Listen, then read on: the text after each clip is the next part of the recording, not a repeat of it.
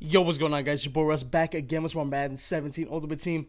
As you guys can see, we made some big pickups. We picked up Fletcher Cox, Richard Sherman. We got him up to a 98 because we're running 2-tier lockdown and we're running 2-tier Seattle. So we got him crazy stats, man. Obviously, the only thing that's not that great on Richard Sherman is his speed, and that's unfortunate. But, all of his coverage stats should be beastly, and say he sucks and he gets beat or he just does not play well, then fuck it, we'll sell him. But we also picked up KJ Wright because I noticed he was a 92 base, and I was like, with coverage linebacker and Seattle, he's got to at least be a 94, and he ends up being a 95 with like 93 zones. So KJ Wright is an absolute beast when you max out all of his chemistry. So we also picked up Jordan Howard. For those of you that watch my streams, you guys would have already seen this card. And he's pretty good, man. But you guys can see we actually are going up against a top 100 player. This guy's name is Focus Shift. He has 399s. He's actually not starting that Brady. I think he actually has Derek Carr starting. But this dude was definitely solid. He wasn't the greatest in the world. I think he was like 90th in the world. I'll show you at the end of this video. I look up his rank. But I've actually played this guy twice. And I actually beat him the first time as well. He was number 77 at the time. I played him on stream. For any of you guys that were in that stream, be sure you can vouch for me in the comment section. But yeah, he was number 77 at the time. We ended up beating him 21-0. So going into this game, I was like, if this dude recognizes me, he's going to come out with a vengeance and shit like that. I knew it was going to be a good game, but obviously, if you play enough games, like this dude probably is around the same skill level as me. As far, it's just winning games and losing games. I lose a fair bit, I win a fair bit. It's all good. But, if I played a shit ton of games like this guy did, I think this guy played close to over 500 games, I think is what it was. I think he was like 267 and won something. So close to 500. I think he may have been like over 400, close to 5. But right here on 4th and goal, we end up stopping him. Mike Evans is not able to make that catch. Luckily, that would have been a crazy-ass catch. So now, unfortunately, we're stuck at the 3-yard line. So we need to make a play to get out of there. I thought that my tight end would be able to get out of there for me, but we really didn't get much right there. You guys see the blitzes he's sending? They're not that hard to stop. I was just trying to get as many routes out there as I could. And right here we have TP wide open, and I don't know what Terrell Pryor did. I didn't mean to click onto him if I did. I don't think I did click onto him. But 4th and 8, we gamble. We decide to go for it, and Colin Kaepernick takes off and dives for the first fumbles, but fumbles out of bounds ahead of the first down. So we do end up getting it. That was definitely risky, and all I was thinking was, against a top 100 opponent, I got to go for it. I got to make plays as we throw a interception to Deion Sanders. And that was, I was like, bro, are you serious? I understand Deion Sanders is good, but he's going to catch it like that? I've only seen that animation a couple times throughout any picks by any corners, and I guess Deion would make sense, but that was pretty crazy. So we end up giving him the ball right back, right here on 2nd and 2. We end up stuffing his run. I'm assuming that's 97, David Johnson, because this dude had a squad on him. He had all the new cards, and I'm assuming that was Team of the Year David Johnson. If that is, I'm never going to buy that card because he was not that good.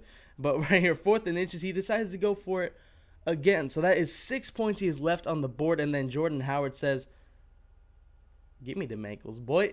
Jordan Howard just takes off, man. Ends up cutting in. The safety runs right past me, and Jordan Howard takes it 85 yards for the touchdown.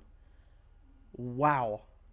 Who knows what would have happened if the dude would have taken his points. But we end up having a one-play drive to go 85 yards, and we end up scoring first. So obviously, you leave points on the board. It's going to come back to bite you in the ass in the end. Of course, if you don't get it, of course. But if you do get it, then props to you. But 4th and 13, he decides to go for it with 1:38 left, and we lock up again. And Jordan Howard says, "Give me one more, man." Dude, just like that. That was a 14-point swing in just 30 seconds, it seemed like. I mean, that was crazy. So we are up 14-0 against a top 100 opponent. And at this point, I'm thinking, yeah, this dude is not that great. I'm not really knocking him. Of course, I mean, like, for a top 100 player. Of course, if you guys see a top 100 player right there, he kind of gets screwed out of a really good catch by Mike Evans. It just bounces off his hands. But that's why Mike Evans has low catching. Anyway, I'm not saying he's a bad player. He's not bad by any means. I think he's better than me, to be honest. But if you're a top 100 player and you lose a ton, I feel like if you're a top 100 player, you got to have a really good win-to-loss ratio. I feel like it's just about how many games you play. And if you're half-ass decent and play a shit ton of games and win more than you lose, then okay. But I feel like, the top, 20 players are pretty insane. And right here, Bud Dupree comes up with the interception. That was a user pick. Just throw it at him, man. Why the fuck not? But again, I'm not disrespecting this dude. in any means. He is a good player. It's just his blitzes were kind of weak. You know, they weren't anything crazy, and I'm honestly curious how this dude is in the top 100. Just being real. I mean, his blitzes were very easy to pick up. So now 8 seconds before half, what do? I roll out to my left. I try to playmaker somebody up the field, and I fumble. So I spot this man 7 points before half. I don't even know what to say about that, man. I can't be spotting the top 100 player 7 points before half, especially like that, man. I mean, that was just bad. I should be up 14-0. I should be clocking the ball out right now, and I should have this game in the bag. Instead, he stops me once. He gets the ball back, but he hasn't shown me anything on offense yet. He has driven down the field, but honestly, I've got him stopped each time. And if he continues to go for it, I feel confident that I can make a stop. So now, up by 7, we got to be smart. 2nd and 8, use Cap's legs and make some shit happen. Right there, we don't, and we throw it out of bounds, just to avoid a sack and avoid a bad play. 3rd and 8, I decided to take off, and this is what I'm talking about, man. Converting huge 3rd downs, 3rd and longs, 2nd and longs, whatever. And we end up getting a huge 1st down. He does not spy anybody again, so I take off. I'm just running shoot clock at this point, man. Just trying to get this game over with. I really feel like this dude can make a comeback, but I want to run this game out. Again, I do not think he's a bad player by any means. Obviously, you're top 100 for a reason, but still, I don't feel like this dude is that much better than me, if he even is. So 4th and 1, we decide to go ahead and take our field goal and make it 2 scores. I feel like that was the right move. In the 4th quarter, there was no reason to really go for it.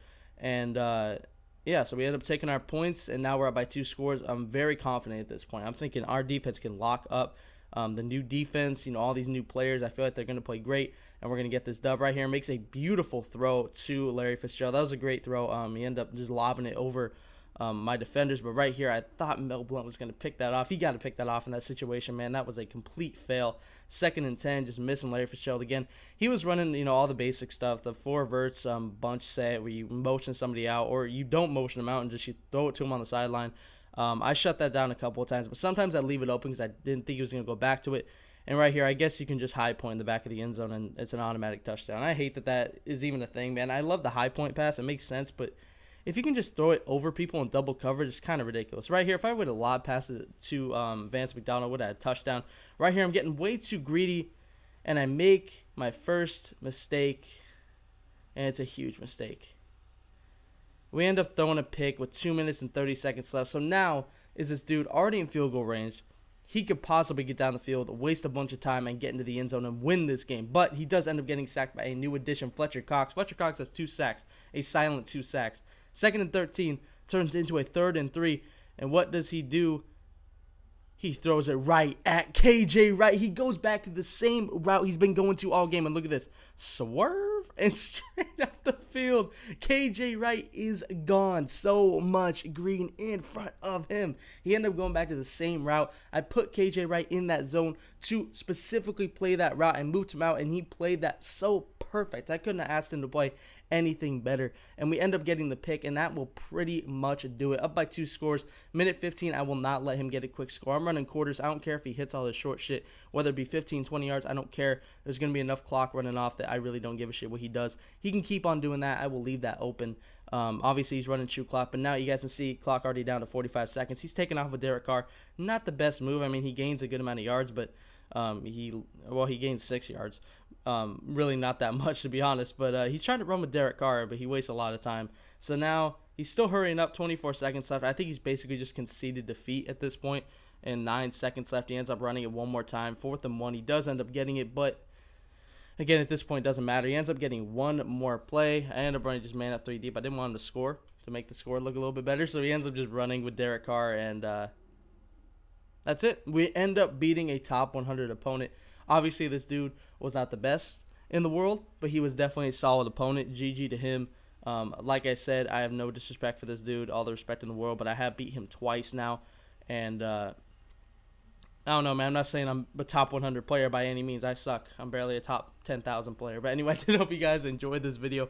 Be sure to look out for the next one. I will leave this end of the game thing in, and then you guys can check at the end of the video. I do put up his rank. So anyway, I did hope you guys enjoyed, and as always, Dangerous Army, I'm out.